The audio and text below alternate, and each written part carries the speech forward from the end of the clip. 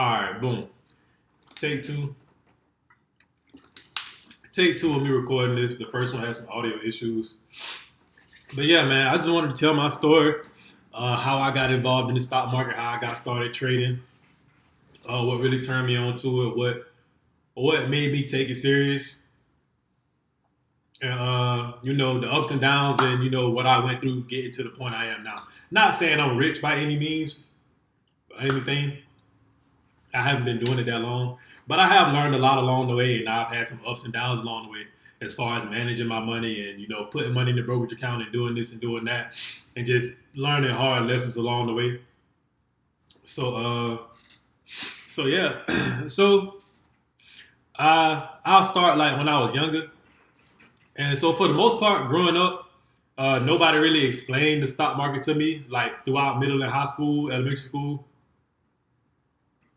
Like I'm pretty sure most people, like most people parents, they just tell you, save your money. Like they don't really tell you what to do with the money. They just say, make sure you save this much. You know what I'm saying?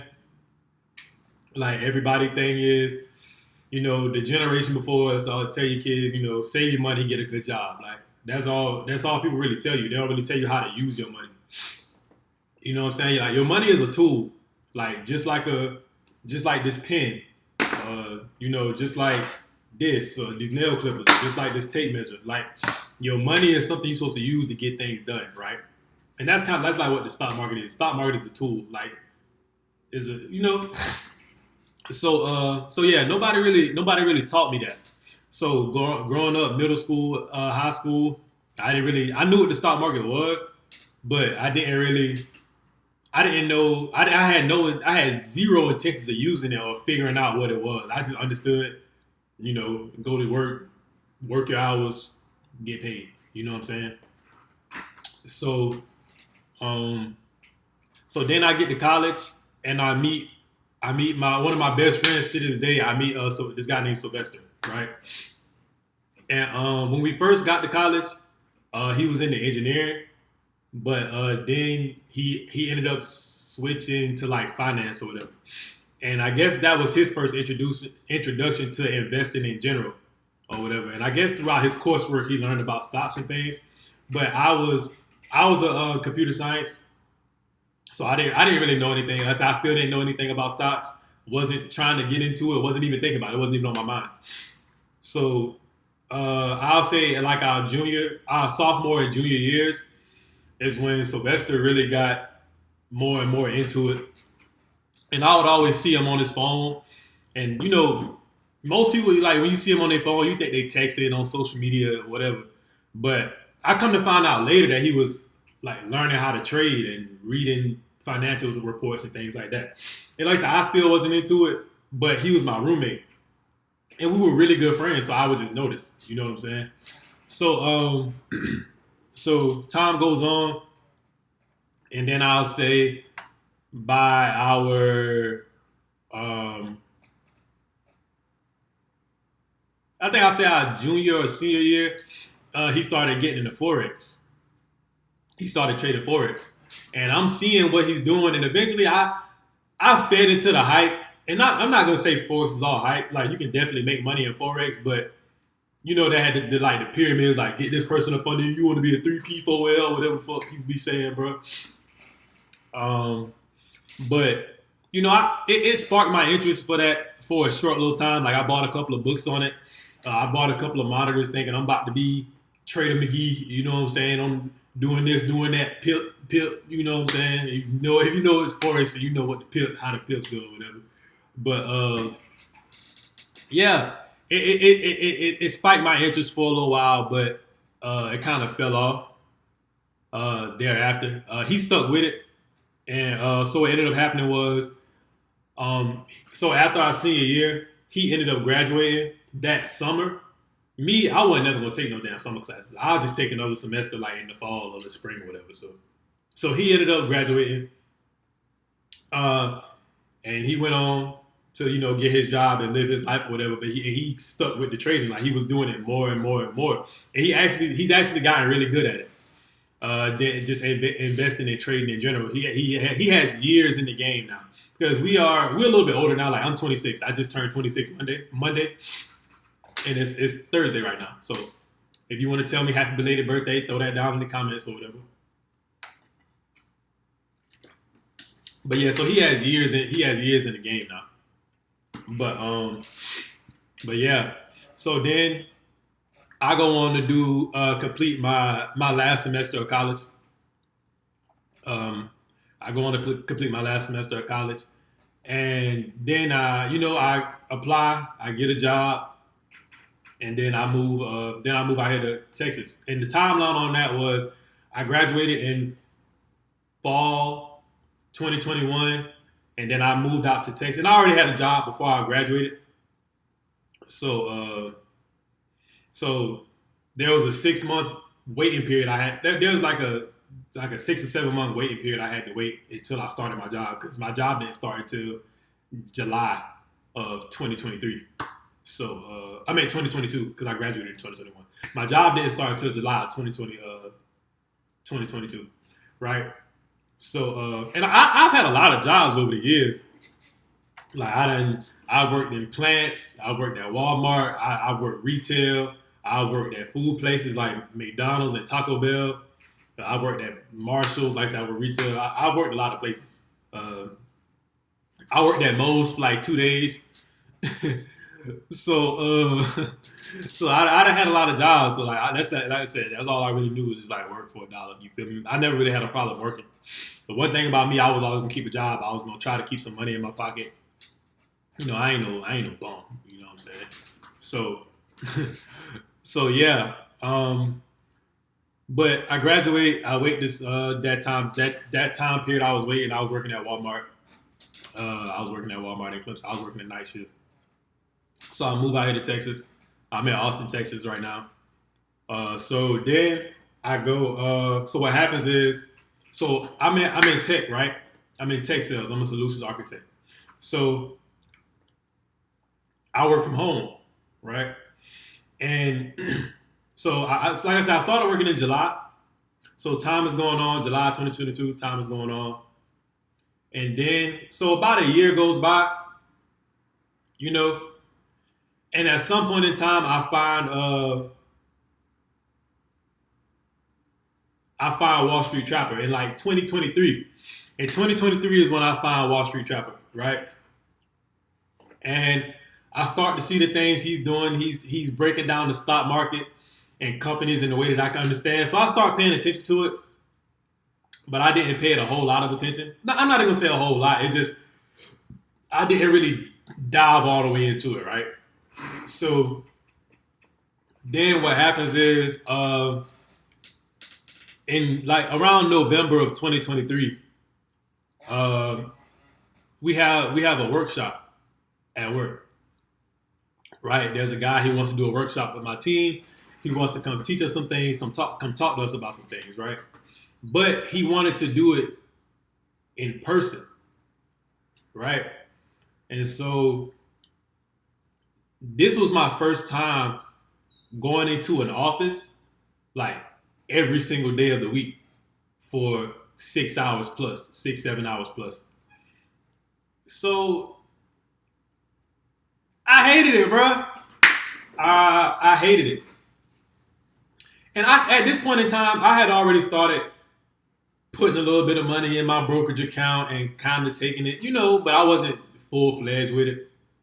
It wasn't a super big priority to me, but I was kind of prepared for it. Like I had a 401k and everything because, they teach you, max out your 401k, put all your money in the 401k, like, and you'll be straight. But at some point I learned that like a lot of 401ks don't even beat the market. And then once they take all the fees out, it's just like, I'm not even gonna get into that. But, so I was, pretty okay. Like, I make decent money. I make pretty good money. So I wasn't really tripping about it. And then what happened was, yeah, like I said, I found out I hated it. Like just going into the office every day. But what really bothered me about the whole situation was the fact that I had to be there because somebody said so. You feel me? And that ain't really sit right with me. I didn't like the fact that I just had to sit there because another person just wanted me to be there just cause. Cause when we got there, the workshop wasn't nothing but looking at PowerPoints like I could have did from the crib on my computer. Like that's all it really was. So I just felt like I was wasting my time. Not the fact that I had a job, but just the fact that if you know anything about working from home, you know how productive you can be in every area of your life because you're at the crib, including at work. Like you can just get a lot more stuff done just with your day, just working from home. You a lot more. You can be a lot more efficient with your day. I'm not gonna say everybody is, but I am. You know what I'm saying? So yeah, I just didn't like it. And another thing that I realized was that also that day, sometime during that week, I think towards the end of the week, since we had already been working for like a year, at this point, we were getting like raises or whatever. And I'll say this, I'm thankful for every dollar that I'm given, you know what I'm saying, from my job. I'm blessed to be employed during these hard times. You know what I'm saying? But if you know anything about how that shit work, bro, that shit really a finesse. Cause like I think I had got like a 3% raise or something. And I did the math and it was just like, you know, it just the numbers ain't add up to me for real. You know what I'm saying? It just ain't add up to me. And then the structure of how like raises and promotions and stuff work, when my manager told me, it was like say you have like a whole department, right? Make a circle. Say you have a department. And let's say you have, I'm looking at my dog. I have a mirror right here and I can see him through the door. And I think he want to come in. Come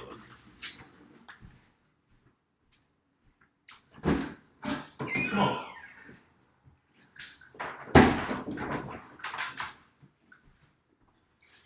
So yeah. So if you know anything about how that works, like if you have like a department, and let's say you have 4 teams in a department, right? And you have 4 teams of like 7 to 11 people. You could have 5 raises or 4 raises or like 3 promotions for the whole department. And so they tell you, yeah, work hard and do this and do that because you competing with so and so. But it's like it's really a finesse because you try to get all of these people to work hard, knowing 90% of these people, 95% of the people won't see a return on their investment because you can only give out so much. So when I learned, like when I got that game, I was just like, this shit is just not adding up to me. You know what I'm saying? And you couple that with, like I said, them long hours just sitting there like I'm bored out my mind. I'm sleepy. I'm not getting nothing else done during the day but sitting there listening to him. So it was like, I realized, like at that moment, that when I realized like I needed to find something else to do. Not necessarily quit my job, but like add something to my life to where like eventually I can, you know what I'm saying, either get out of this or I can just look at it as just something to do. It's not like my life, like my lifeline. You know what I'm saying? Just because I don't want to be tied to something. To like, because if I'm ever in a situation where I don't want to do it anymore, I want to be able to leave. You know what I'm saying? So yeah, but one thing that did come out of that day was I found, this was like the first stock I ever really found and like found some interest in. And I did like a little bit, I didn't really know how to research a stock at the time, but I was reading up on it. I read the Wikipedia page. I think that was about it. And I looked into it a little bit. But there's a stock called Taboola. It's TBLA, right? And it's actually up today. I bought a little bit of it at the time. I don't have any. I sold it. I don't have it anymore because it's like a super small cap stock. But yeah, this is it, Taboola, and they're like a communications company, so like they do like digital ads and things. But they're like AI and stuff like that. But yeah, so I found them. I think that was like the first stock I ever bought. I bought it on Robinhood. I was using Robinhood at the time. But yeah, I have 3 brokerage accounts now. I have Robinhood, E-Trade, and I have Fidelity. But I only use Robinhood to like keep up with stocks. But I actually trade out of E-Trade, and I have my long-term like Roth and everything in my Fidelity account. But yeah, so I was like, okay, that day I decided I was gonna take it serious, And then then I really started trying to take day trading like super serious. So I started watching people like Chris Sane and the Trading Warrior. I think that's the name, like Day Trading Warrior, Trading Warrior and stuff. And I said in January I'm gonna really like take it serious. And I also started I really started leaning on Sylvester for guidance because he's good at it now. So I started leaning on him for guidance and like navigating the economy, not necessarily navigating the economy, but just learning more about trading and the stock market in the world in general. Because if you know anything about the stock market, geopolitics plays a big part in how the economy works and how the stock market works. Uh, so so yeah, so January rolls around and I'm making my little trades, man. I started out trading Apple, and then I started moving on to other things. I started finding out about companies like Eli Lilly, start trading things like Nvidia, Netflix. Well, I don't think I was trading Netflix yet, but around January of this year, that's when I started like trying to trade for real. And I was day trading, and I would make a little money here and there. It started out pretty decently for me, and then I would make some money, lose some money. I was tracking my progress, this, that, and the third. But then I had a smashing day. I had a breakthrough day. And this day is what let me know that, you know, this is something that can take you really, really far in life. Right.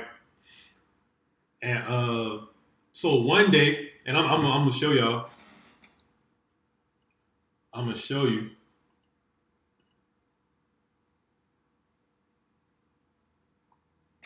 One day, and this is February 23rd at 8:35. Right? February 23rd, 8:35. This is a Friday.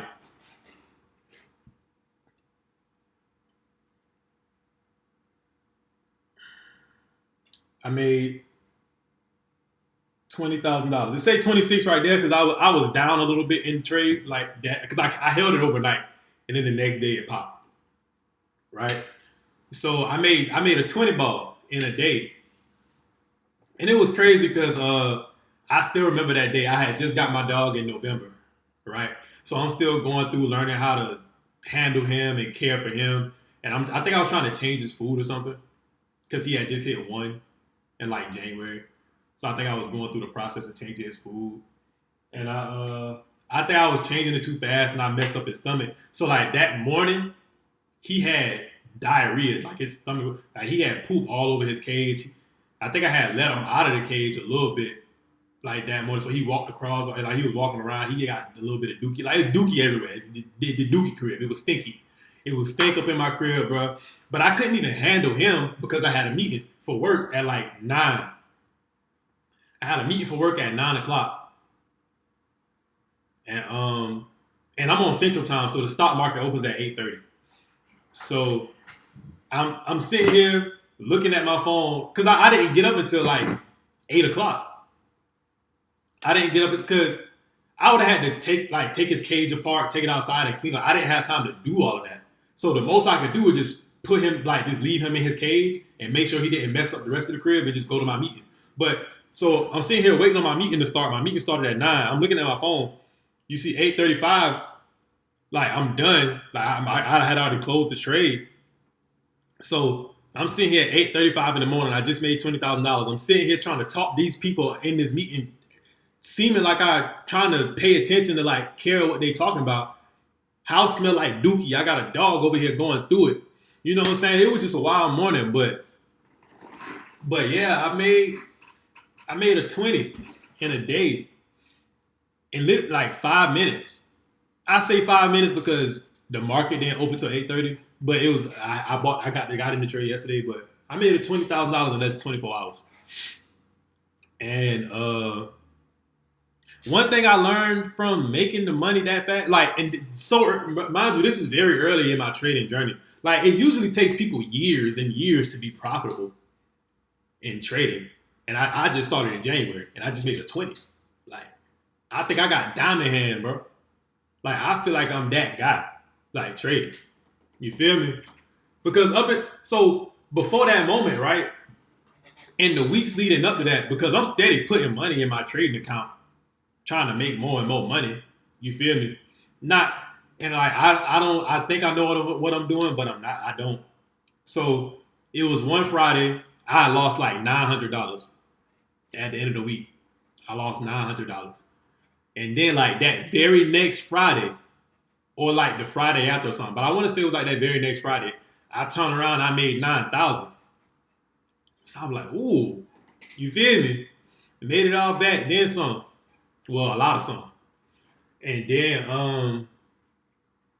then the weeks following.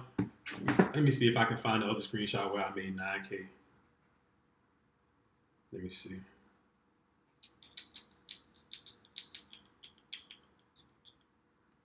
February 16th was when I made the 9K.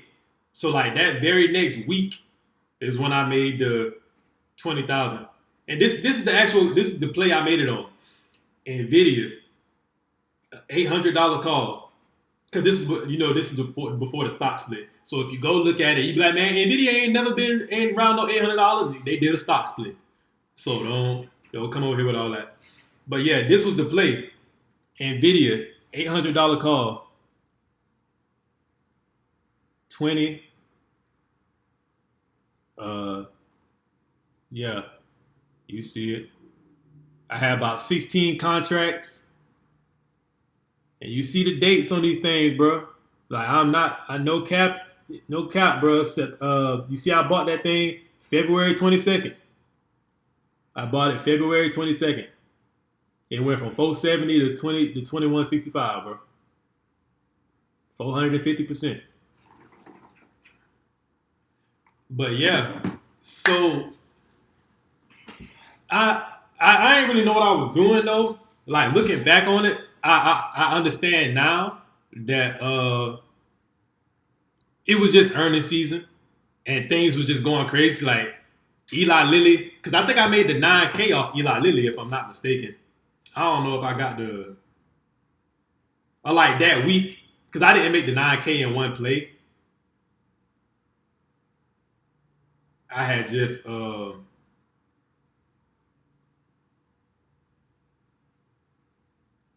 me see. Yeah, see, I was doing stuff like trading Eli Lilly, you know, and these my screenshots now. These is my screenshots. Don't you feel me?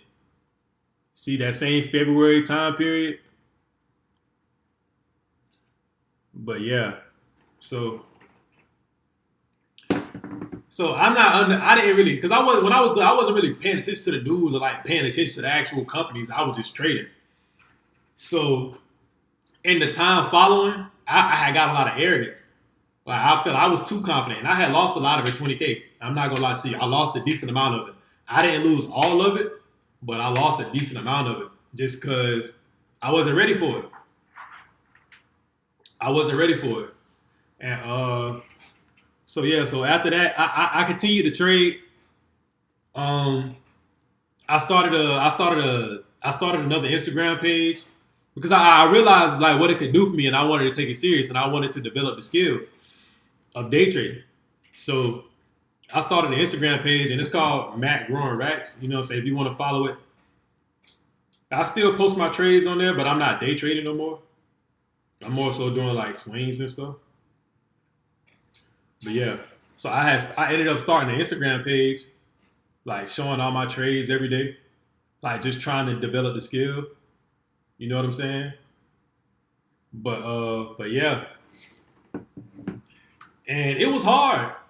Day trading is hard, bro. Like day trading is hard. But so I did that for a little while, and I didn't stop trading, but I stopped day trading. So I was getting more and more into Wall Street Trapper way of doing things because I like the way he teach the game. I like the way he play the game, and so that's who I really follow now with the trades. And so that was like I said, that was around February, March time. So that from March, April, So like March and April time is when I was really trying to get that done, and I got out of it, and I started transitioning to like the swing trades and leap trades and stuff like that. So so then what ended up happening, and throughout this time, I'm adding money to my I'm still like adding money to my long term investment account, like buying stocks long term. And I guess I should talk a little bit more about that too. Uh, so I'm steady buying, learning how to break down companies and learning about the stock market and learning the fundamentals of companies like your PE ratios and like business models and what I'm saying, how different debts affect companies and how interest rates are affecting things, if you know anything about what's going on right now with the interest rates and how different companies operate in different economic environments. Like I'm learning all of that too. But that stuff not as exciting for real. Like you kind of buy those and you set it and forget it. But I'm still learning that on the side. I'm not even saying on the side. I'm still learning that as well. But then yeah, I also let me rewind and talk a little bit about that. So I say back in 2023, around August, around July, August, September time, I started setting positions in my long term portfolio for the first time, and and it's like I set positions and I I ain't have the wherewithal. I didn't know enough about the market to like stay in my positions, so I ended up selling out my whole portfolio at one point in time. Um, I was really upset I did that, but that's what comes with learning anything new. It's gonna be a learning curve. You're gonna have ups and downs in it. I have a decent long-term portfolio now that I'm building, and I'll show y'all the percentages I'm up in those companies. Let me see. Boom, boom, boom. I'm gonna show y'all my total percent gain. Make sure y'all can't see none of my personnel information though. That's how you say that shit in Spanish. Thank me later. But yeah, you see I got some AMAT up 14%, Amazon 15%, Lilly 13%, Meta 18%, Netflix 16%, Nvidia. So I'm building out a long-term portfolio in my Roth, and I'm building out a dividend portfolio as well at the moment. But I definitely have my moments where I've been taking money out of my brokerage account and then I had to replace it because I'm not, it's all a learning experience. But yeah, so bring that back around to, like I said, when I was trying to do the day trading challenge or whatever and small account challenge. So I got out of that, and then I started focusing on trying to do the leaps and the swings. And I had got a couple wins and took a couple losses. And the thing I have to say about that is I'll use this quote or like this saying I got from The Art of War by Sun Tzu. And I might butcher it a little bit, but in essence, he was saying, if you understand yourself but not your enemy, for every win, you will also suffer a defeat. So if you don't completely understand what you're doing, there will be times when you succeed, but more times than none, you will lose because you don't understand everything. And I didn't completely understand the market or what I was doing at the time. So I was making a little bit of money, but I would also lose money too. I think I was losing more than I was making, but it was just like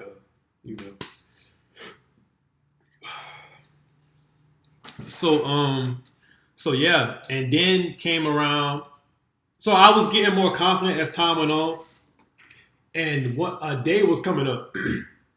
And if you know anything about the market, you know about quad lynching, right? And if you don't know what quad lynching is a day where a lot of portfolios and asset managers and a lot of financial instruments. Well, let me say it like this: people are big money, like the whales and hedge funds and stuff, maybe they're reallocating their portfolios. They're moving things around, and also a lot of financial instruments and options contracts and things. They're also expiring around this time. So in the time like after that, well, during that time period of when it's going on, there's a lot of volatility in the market. So a lot of stocks go on sale, and not like on sale like you can buy them like you could always buy them, but I mean sale as in they get cheaper. Like just like a TV go on sale at the store, stocks go on sale from time to time, and that's when you're supposed to buy. So, and that happens 4 times a year. So I think the Kawhi winter was coming up in like March.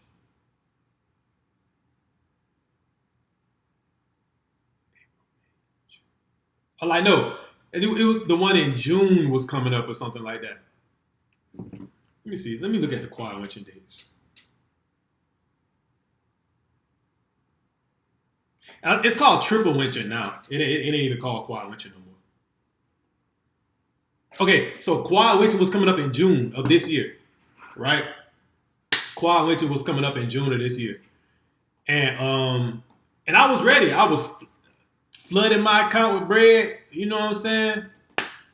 Ready to take off on them folk. Because, this year, the first half of the year, the market was tearing. Like, the market was red hot with companies like NVIDIA, Eli Lilly, Taiwan Semiconductor, all the semis.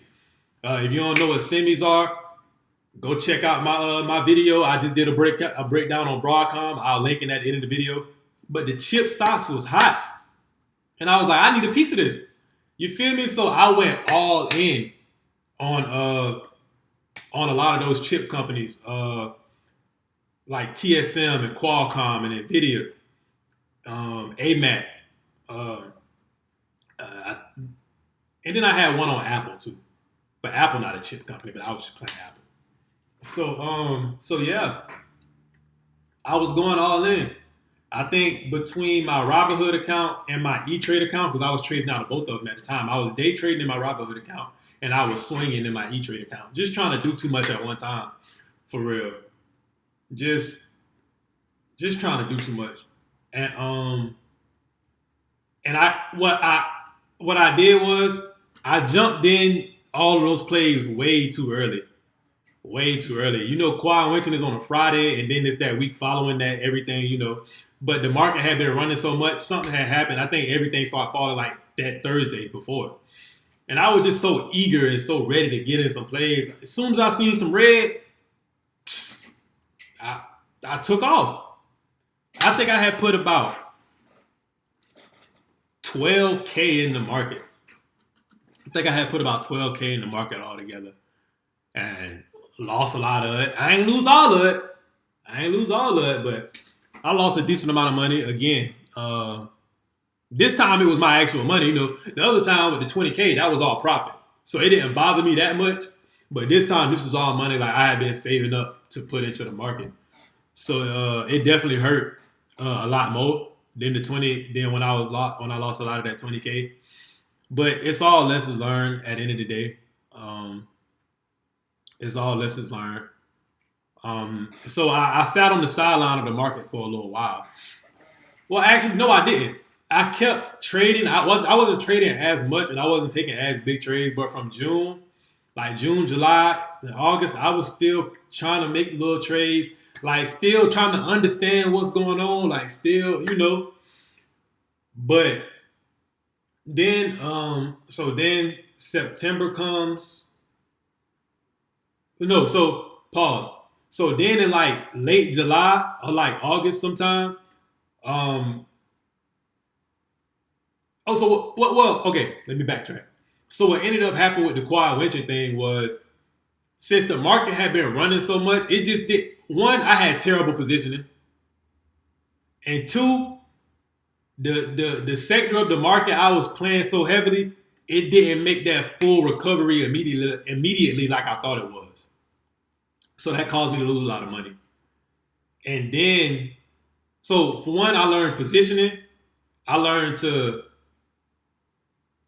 differentiate my trades and not go so heavy into one particular area of the market. And I learned, keep some money on the sideline. I think I was like 90 or 95% in the market or whatever. So those three things I learned from that. But then, I did have a good moment where in like late July or sometime in August, the market took a dip, and I actually the positions I showed y'all in my long term. That's when I got a chance to set those positions in those companies or whatever. So that was good.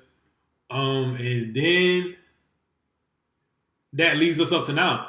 So really, the majority of September, I was on the sideline, not making any plays really.